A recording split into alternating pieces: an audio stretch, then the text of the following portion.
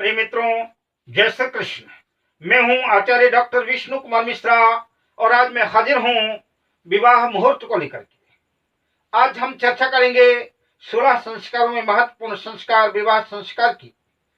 विवाह दो शरीरों का मिलन मात्र नहीं है, दो आत्माओं के मिलन से संपूर्ण संसार के कल्याण, देश राष्ट्र के कल्याण और अपने समाज अपने कुल की मंगल कामना के साथ धर्म अर्थ काम मोक्ष की तरफ अग्रसित होते हुए वंश वृद्धि की कामना रखते हुए परिणय सूत्र को स्वीकार कर अपने पूर्वजों अपने पितरों घर के ज्येष्ठ श्रेष्ठ बड़ों माता पिता की प्रसन्नता और उनके आशीर्वाद की कामना से विवाह बंधन को विवाह संस्कार को स्वीकार कर अग्नि को साक्षी मान करके सुखद जीवन में प्रवेश करें और दूसरों को भी सुखद अनुभूति कराए। तो आज हम विवाह के श्रेष्ठतम मुहूर्तों की चर्चा करेंगे, साथ ही कुछ अनछुए पहलुओं पर भी चर्चा करेंगे।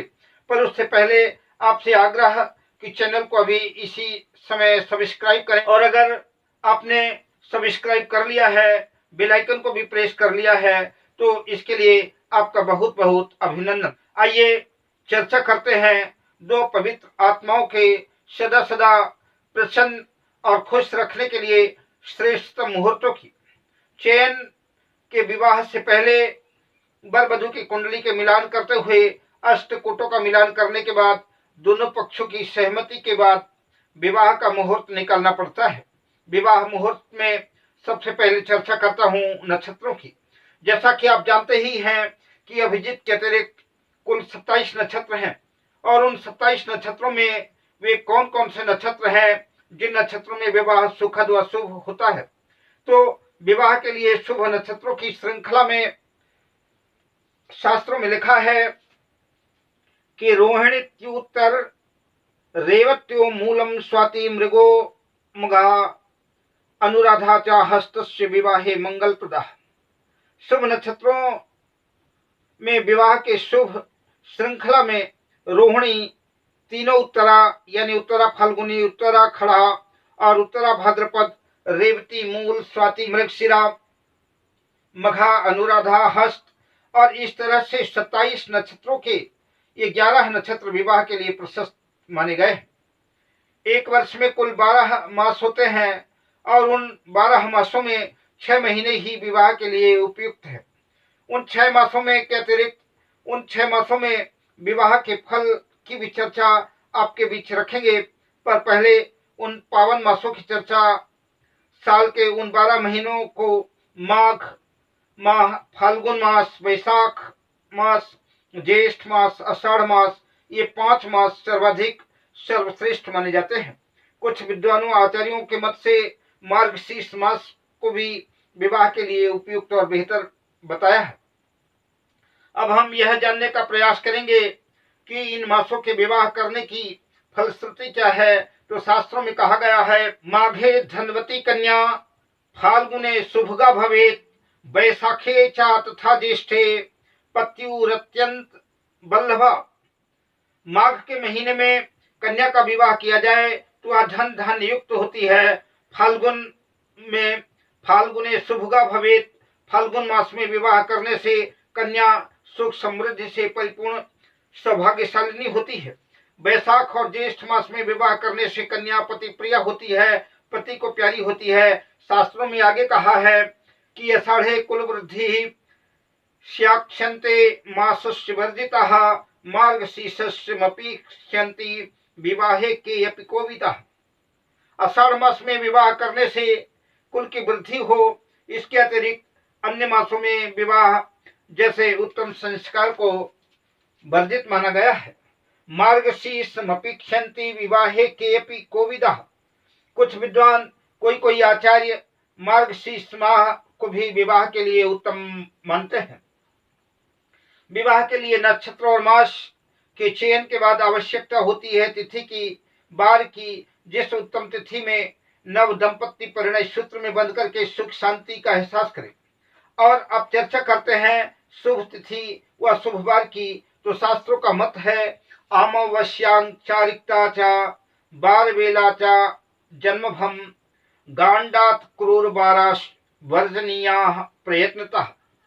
अमावस्या, रिक्त आदि तिथियां, चतुर्थी, नवमी, चौदस, पूर्णिमा आदि का त्याग करना चाहिए। बाकी तिथियां ग्राह्य है।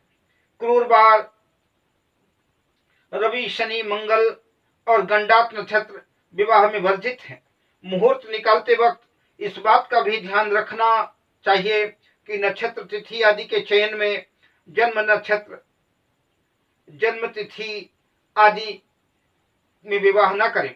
सोमवार, बुधवार, बृहस्पतिवार और शुक्रवार विवाह के लिए उत्तम और श्रेष्ठ माने गए हैं। भद्रा कर्कट योग, तिथि के अंत में 2 घड़ी यम घंटक योग, दग्धा तिथि और नक्षत्र के अंत की 3 घड़ी कुलिक योग में विवाह वर्जित है।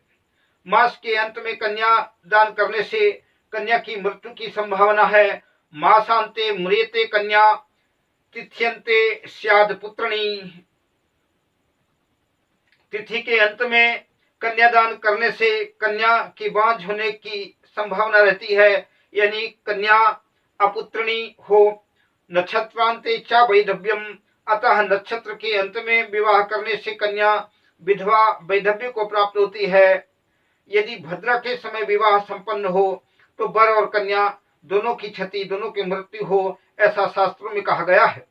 इसलिए मुहूर्त नवदंपति के सुख शांति और जीवन मृत्यु का विषय है। इसलिए विवाह मुहूर्त निकालते वक्त इस महत्वपूर्ण बिंदुओं का अवश्य ध्यान रखना चाहिए।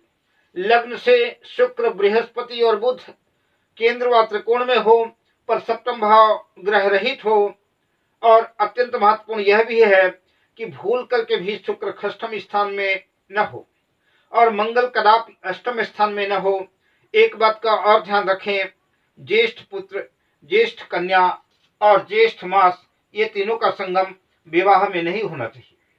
2 ज्येष्ठ काम चलाऊ स्थिति में चल सकते हैं, पर यदि संभव हो सके तो एक ही ज्येष्ठ रहे तो अति बेहतर है। यद्यपि हर पंचांगों में प्रायः विवाह मुहूर्त दिए रहते हैं, पर नक्षत्र, तिथि, मास आदि का चयन करने के बाद ग्रहों के बलों पर भी विचार किया जाता है। वर का सूर्य बल देखें, कन्या का गुरु बल देखें और वर कन्या दोनों का चंद्र बल देखें। कुंडली मिलान करते समय वर की राशि से सूर्य चौथे, 8वें और 12वें में हो तो विवाह कदापि न करें, वरना वर की मृत्यु हो, इसमें किसी भी तरह का कोई संशय नहीं है। जो वर की राशि में से सूर्य पहले, दूसरे, 5वें, 7वें, 9वें हो तो पूजा, सूर्य आदि का जप आदि करने से विवाह में शुभता संपन्नता हो जाती है, विवाह किया जा सकता है। और जो वर की राशि से सूर्य तीसरे, छठे, 10वें, 11वें सूर्य में हो तो विवाह शुभदायक रहता है। अन्य चर्चा अगले वीडियो पर हम करेंगे। शुभकामनाओं के साथ, जय श्री कृष्ण।